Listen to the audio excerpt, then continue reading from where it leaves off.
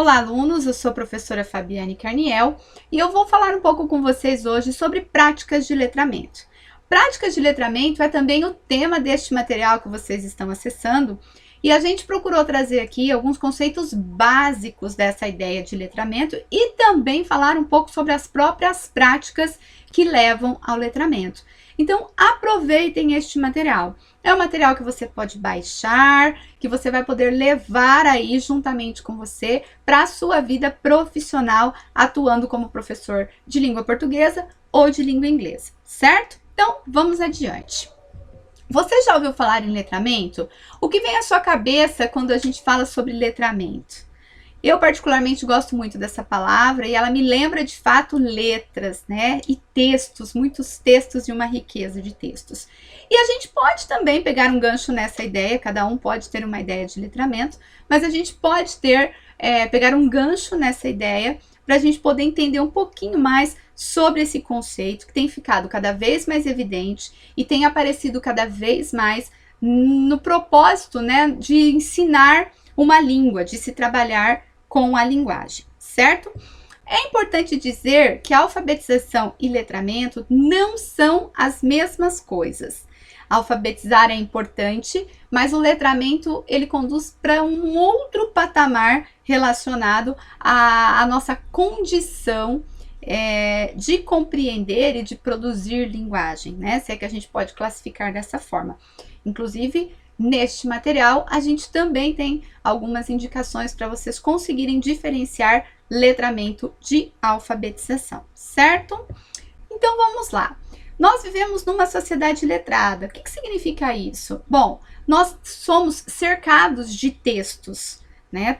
E nós produzimos textos diariamente. Talvez a gente nem perceba muito isso, mas o nosso processo de comunicação, seja ele oral ou escrito, mas principalmente o oral no nosso dia a dia, com as pessoas que nos cercam no nosso trabalho, ele é uma produção constante de textos. Então veja, para essa cultura letrada, você precisa desses textos para existir como pessoa. E o quanto a escola pode auxiliar neste processo? Muito. Principalmente quando a escola, né? Quando as aulas de língua portuguesa e de língua inglesa deixam para trás a ideia de que se trabalhar língua é apenas trabalhar a gramática. Vejam que tanto eu quanto vários outros professores sempre dizem isso. Nós precisamos sim trabalhar a gramática, mas ela não é a única concepção de língua que permeia a prática em sala de aula de um professor de língua portuguesa e de língua inglesa. Certo? Que isso fique bastante claro para vocês. Então, fazendo parte dessa cultura letrada, a gente vê essa circulação de textos durante o tempo todo, nós temos contato com esses textos durante o tempo todo, e quando se pensa no papel da escola em relação a isso, é para que a gente consiga produzir alunos não, né? Que a gente consiga aí auxiliar os nossos alunos a produção de textos que sejam importantes para a função social também dessas pessoas. Então, qual é a ideia? Que dentro da escola, a gente não trabalhe os textos e não desenvolva práticas de textos que não serão usados para nada. A gente precisa sempre focar na produção, na discussão, na leitura de textos que circulam socialmente, quer dizer, que existem para o processo de comunicação. E não um texto que eu criei somente para o cunho didático, não é? Então, se eu vou trabalhar gramática, que isso também é permitido, não é uma heresia, vejam bem, né? Eu vou buscar essa gramática num texto que circula socialmente, que é aquilo que eu preciso de fato aplicar. Se eu vou trabalhar a produção de texto, as práticas de produção de texto, eu preciso pensar em textos que os alunos de fato produzirão enquanto sujeitos de uma sociedade. Então, essas práticas, elas transcendem a alfabetização e transcendem também a uma ideia estática de ensino de línguas, né? A gente faz com que a língua portuguesa ou a língua inglesa seja utilizada de fato para o seu fim social. E aí a gente consegue encontrar um fio condutor para se trabalhar com a função social da leitura e a função social da escrita numa cultura letrada, né? Então, para que eu vou à escola aprender uma língua que eu já chego lá falando essa língua? eu preciso ser proficiente nela. E ser proficiente nessa língua não é apenas saber regras de gramática. Para além disso, além de saber essas regras, eu preciso compor um texto permeado por elas, não é? Que me permita uma comunicação e uma interação eficaz com os meus pares, no momento que eu preciso daquele texto para a circulação dele. Tudo bem? E essas práticas sociais de leitura e escrita visam exatamente isso. Então, eu tenho a necessidade de produzir um relatório, eu tenho a necessidade de produzir um requerimento, né? Eu tenho a necessidade de produzir uma carta para um jornal. Então, vejam, são práticas que visam sempre essa possibilidade do sujeito enquanto ator de uma sociedade, tá? Então, quando a gente pensa nessas práticas de leitura e escrita que estão relacionadas com o letramento, porque o letramento tem toda uma intenção que você utilize diferentes gêneros, diferentes textos, vocês vão até conseguir entender que há uma relação aí nessa ideia de gêneros textuais que a gente utiliza dia a dia em diferentes esferas sociais, com a ideia de práticas de letramento, né? Quando eu penso em leitura, por exemplo, eu preciso entender que a leitura, ela mobiliza uma série de habilidades e eu não posso restringir o meu aluno à decodificação, não é? Que é identificar as sílabas, as letras e os sons. Não, tem toda uma intenção de quem produziu o texto, tem todo um processo de interação entre autor e leitor.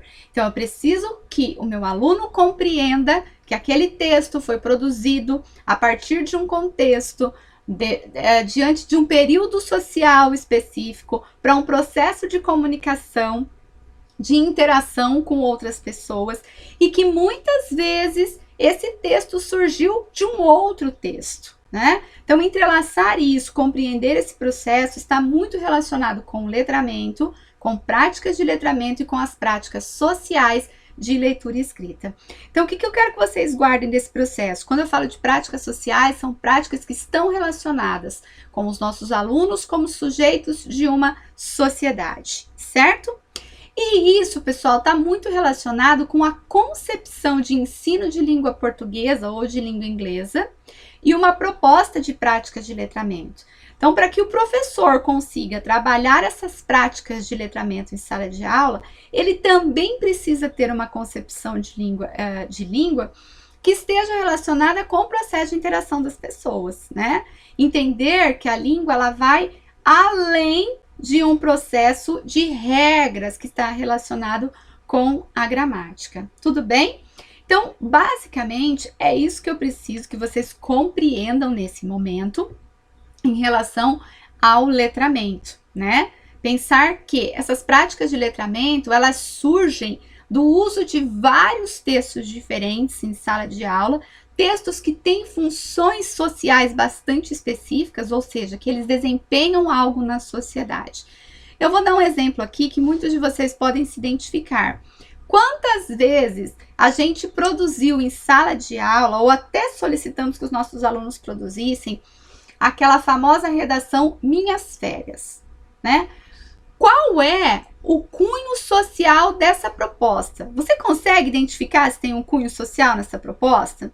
Pois bem, né? Se não há um cunho social, ela não pode ser entendida como uma prática de letramento e como uma prática social de leitura e de escrita, tá? Então, muita atenção com as práticas que vocês levam e desenvolvem para a sala de aula. É claro que se você conseguir encaixar todo esse processo num processo social, a gente tem uma vertente diferente.